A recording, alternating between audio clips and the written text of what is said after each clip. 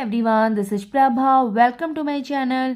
Today we will do the last question of exercise 8.1. So 8.1 में question number 11 is state whether the following are true or false. Justify your answer. तो first part is the value of 10a is always less than 1. First statement में क्या बोल रहा है कि जो 10a की वैल्यू होती है वो हमेशा क्या होती है 1 से कम होती है.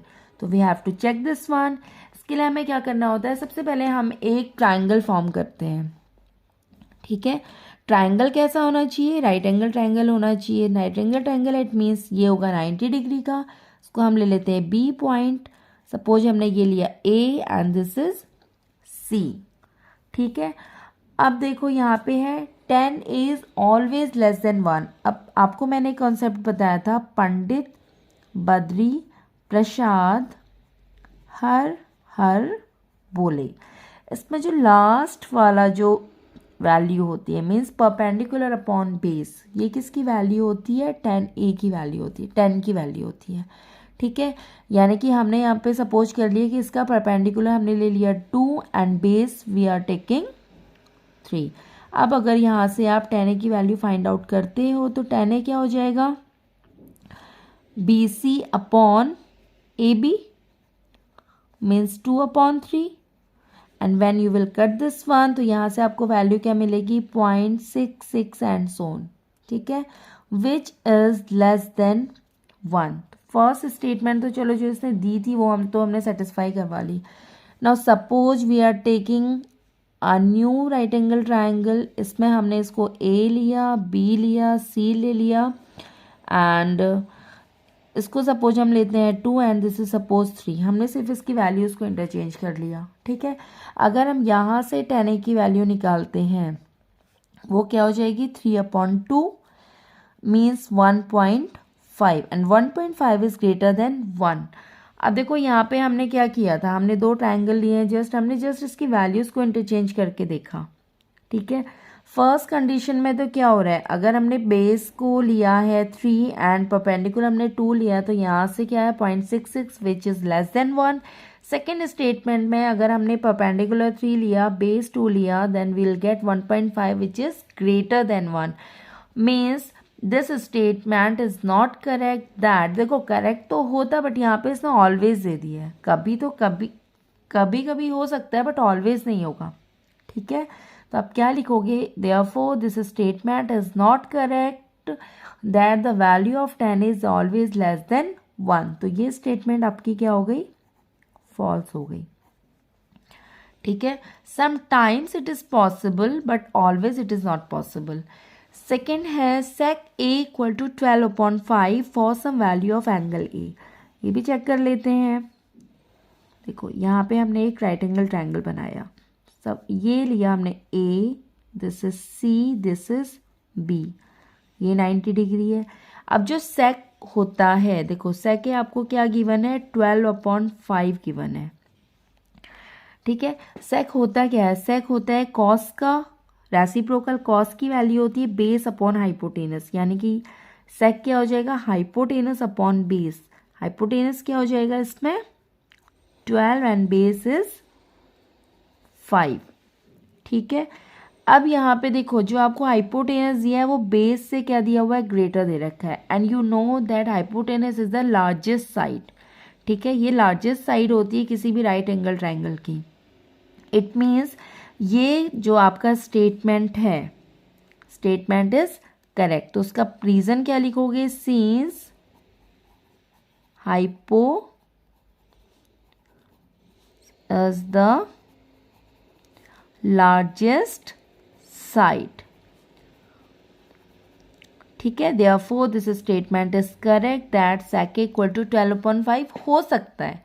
ऑलवेज तो हम नहीं बोलेंगे कि पॉसिबल होगा, हो सकता है इसकी वैल्यू अगर ये 5/12 दे देता तो यानी कि 5 आपका हाइपोटेनस हो जाता, 12 आपका क्या हो जाता, बेस हो जाता, तो ये करेक्ट नहीं होता. But it is for this condition this is satisfy means our statement is correct or true. ठीक है, थर्ड है cos A is the abbreviation used for the cosecant of angle A। ये बोल रहा है cos A किसका abbreviation होता है, cosecant ऑफ एंगल A का। This statement is completely false because जो cos A होता है ये एब्रीविएशन होता है कोसाइन A का, ठीक है। एंड जो cosecant दे रखा है आपको A, this is for cosec A। समझ में आया? It means this statement is completely false. Understood? Fourth is cot A is a product of cot and A. Cot is not the product of cot and A because cot A, this is a single term. Cot A is the single term, ये एक term होती है, ठीक है। Since cot is a single term, so this will not be a product of cot and A, means again this statement is false। समझ में आया? Fifth part है, this is the last part of question number 11। ये है sine theta equal to 4/3 for some angle theta.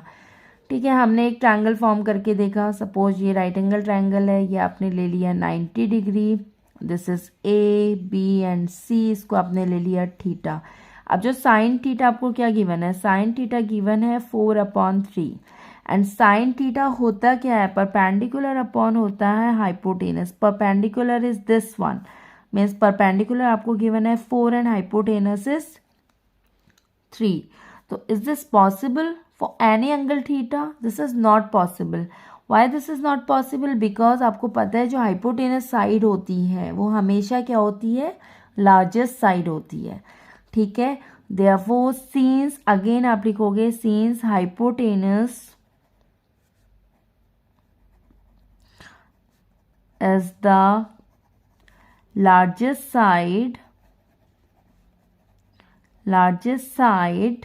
so this statement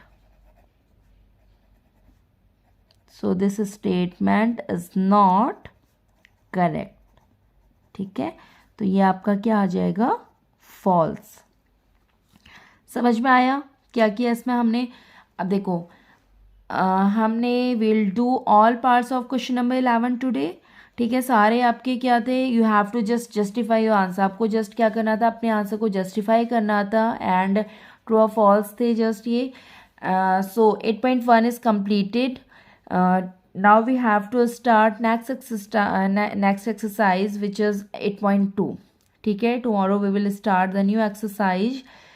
if you have any doubt in this exercise 8.1, in any question, if you have any doubt, so please do me a comment in my comment section, and if you like my channel, so please do like, share and subscribe. Thank you.